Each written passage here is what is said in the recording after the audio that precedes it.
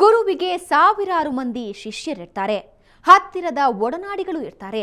ಅಂತಹವರ ಪೈಕಿ ಒಬ್ಬರು ಶಿವಾನಂದ ಸ್ವಾಮಿ. ಅವರಿಗೆ ಆ ಪೀಠದ ಮೇಲೆ ಅದ್ಯಾಕೆ ಕಣ್ಣು ಬಿತ್ತು, ಯಾವಾಗ ಬಿತ್ತು, ಉದ್ದೇಶ ಏನು, ಅವರಿಗೆ ಆ ಶಕ್ತಿ ಇದೆಯಾ ಅನ್ನೋದ್ಯಾವುದೂ ನಮಗೆ ಗೊತ್ತಿಲ್ಲ.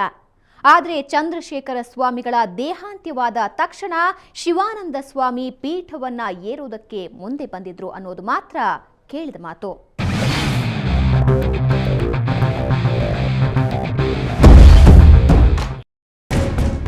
ಇವತ್ತು ಶಾಂಡಿಲ್ಯಾಶ್ರಮದಲ್ಲಿ ಗದ್ದಲವಿದ್ದಿರೋದು ಈ ಶಿವಾನಂದ ಸ್ವಾಮಿಗಳ ಹೇಳಿಕೆಯಿಂದ.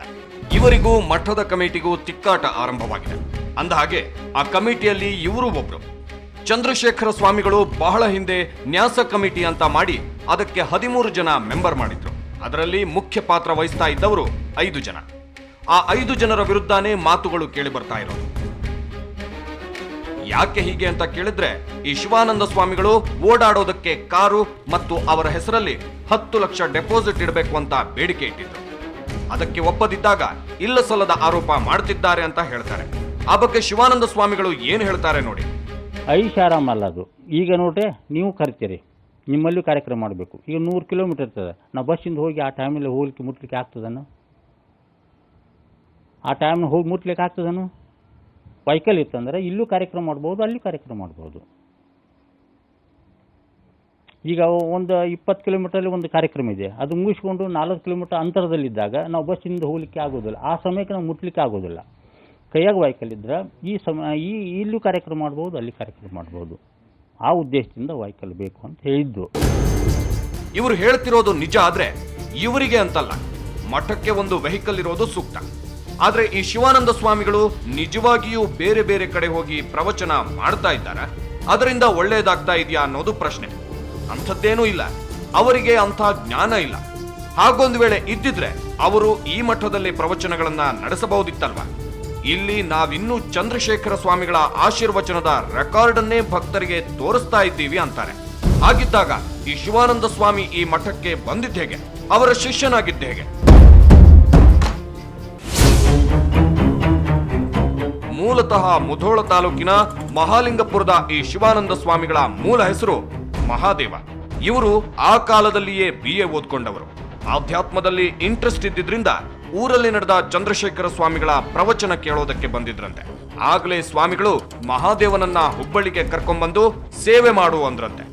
ಮಹಾದೇವ ಭಕ್ತಿಯಿಂದ ಮಾಡೋ ಸೇವೆಗಳನ್ನ ಮೆಚ್ಚಿ ಶಿಷ್ಯನನ್ನಾಗಿ ಸ್ವೀಕರಿಸಿ ಶಿವಾನಂದ ಸ್ವಾಮಿ ಅಂತ ನಾಮಕರಣ ಮಾಡಿದ್ದಾರೆ.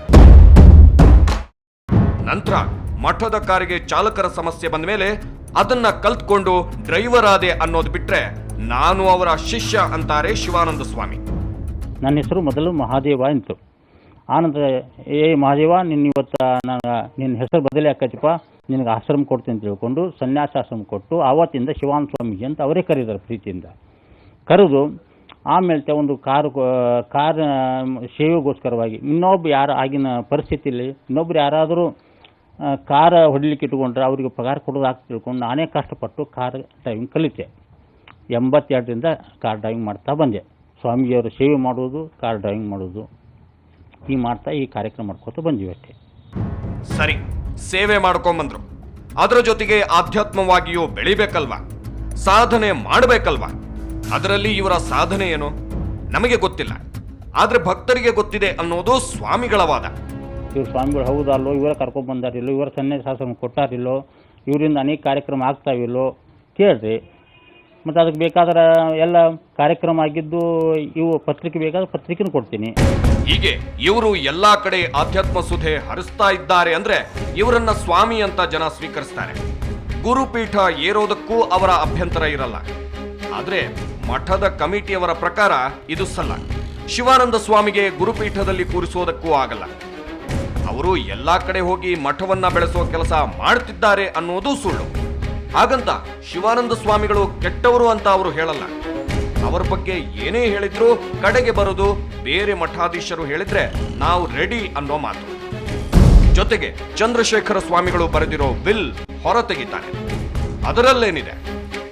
ಆ ವಿಲ್ನಲ್ಲಿ ಏನಿದೆ? ಶಿವಾನಂದ ಸ್ವಾಮಿಗೆ ಯಾಕೆ ಗುರುಪೀಠವನ್ನ ಏರೋದಕ್ಕಾಗಿಲ್ಲ? ಈ ಇಡೀ ಘಟನೆಗೆ ಕಾರಣ ಏನು? ಅಲ್ಲಿ ನಡೆದಿರೋ ಅವಾಂತರ ಏನು ಅನ್ನೋದನ್ನ ಒಂದು ಬ್ರೇಕ್ನ ನಂತರ ಹೇಳ್ತೀವಿ.